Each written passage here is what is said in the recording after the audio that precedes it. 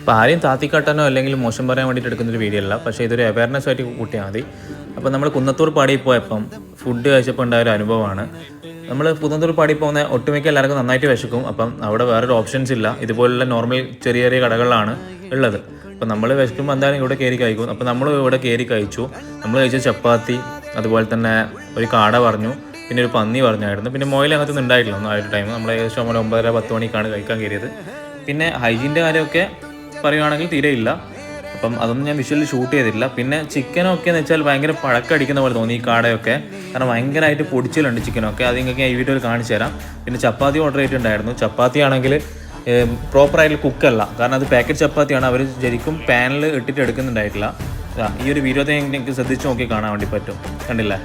അപ്പോൾ നമ്മൾ പൈസ കൊടുത്തിട്ടാണ് കഴിക്കുന്നത്. അപ്പം ആ ഒരു വൃത്തിയിലും ആ ഒരു നീറ്റിലും തരാൻ വേണ്ടി എല്ലാവരും ശ്രമിക്കണം. ഓക്കെ, എന്നാൽ ബൈ.